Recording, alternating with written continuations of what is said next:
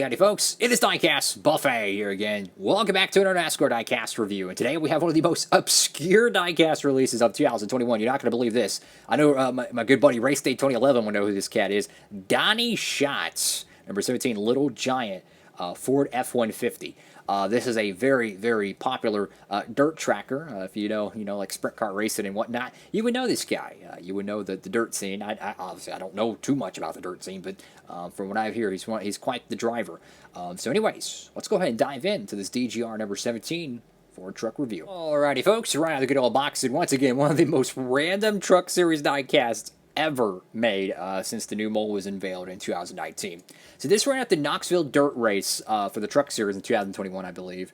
And it's just such a unique paint scheme. It's the first ever NASCAR diecast to be made for Donny Schatz, and it's such a odd looking paint scheme, but awesome at the same time.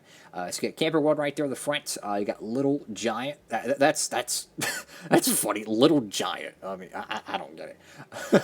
It's kind of like Jumbo Shrimp, right? Quiet Riot, it's just, I don't know. Miller, what is it? MFG.com. I have no idea what it is, guys. I got the Ford logo right there, another Ford logo because why not? Simpson, Sunoco.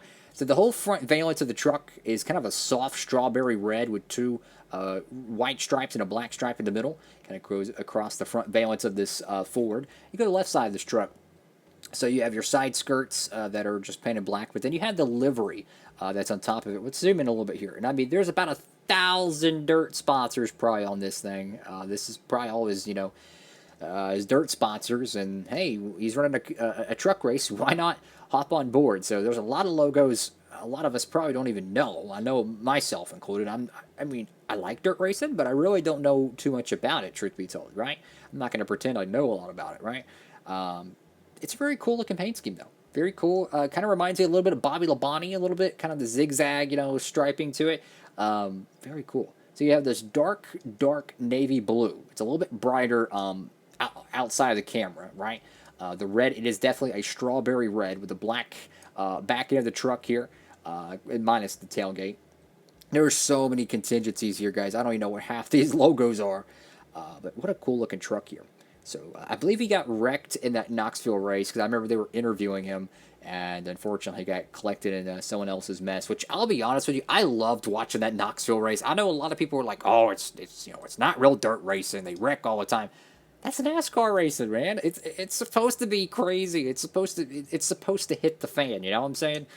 That's why I love NASCAR racing so much. It's supposed to be that way. It's supposed to have lots of crashes. It's supposed to have parody and chaos, and that's why I love it, right? I am 100% okay with an absolute crash fest. I love good racing. That's just my honest opinion. Everyone's entitled to their own opinion, right? It's got Little Giant once again, which is still ironic. It's like Jumbo Shrimp, it's just ironic. Little Giant. I don't know. So you got the Ford logo right there. We got your rookie stripes again. He might be a dirt veteran, right? But he's a rookie over there in the trucks. I'll get the number 17 there. I believe they're running Knoxville again in 2022, which is always cool.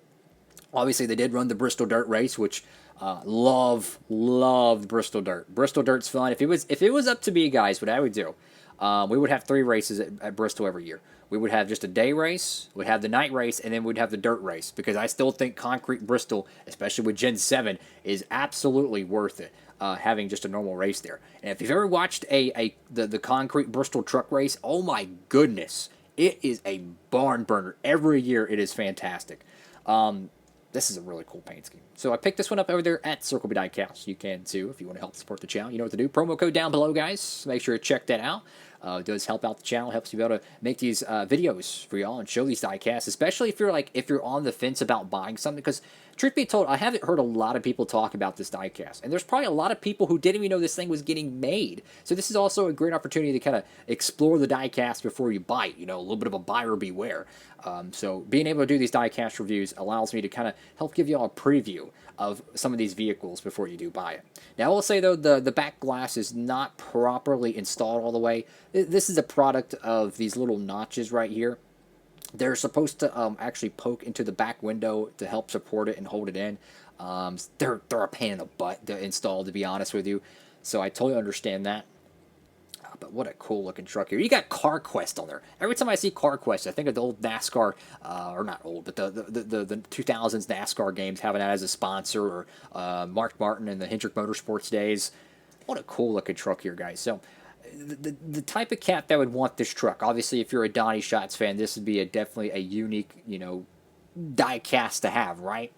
If you're a Truck Series completionist, this is a great piece to add to your collection. But to me, what I would use this truck for is a alternate paint scheme, because they have 1 or 2 Hailie Deegan number 17 trucks that were made from 2020, I believe. And then, obviously, she changed numbers over. So my theory is this, guys. You could use this as, you could have, in your diecast series, you could have, Deegan in the 1 truck, but then you can make anyone drive the 17 truck, right? You have the Ryan Preece truck, you have the Kevin Harvick truck. So you think about it, you have like 3 or 4 different paint schemes you could use for the number 17 with any driver you want. So it gives you variety, right? It gives you variety. It gives you, just options, different paint schemes. I am 100% in favor of more trucks getting made. I don't care who the driver is. I don't care what the paint scheme looks like. I just want more trucks getting made. They can literally take like a Norm Binning truck that has no logos on it, and I would still get it, right?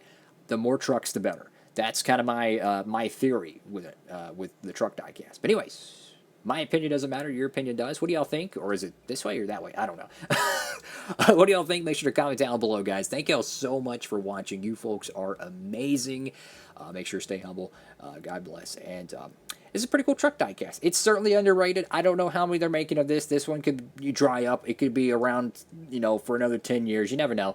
But certainly, if you like some really obscure diecast releases, this is probably the most obscure Truck Series diecast ever made. So make sure to pick up yours today, guys. Have a great one. Make sure to like, comment, and subscribe.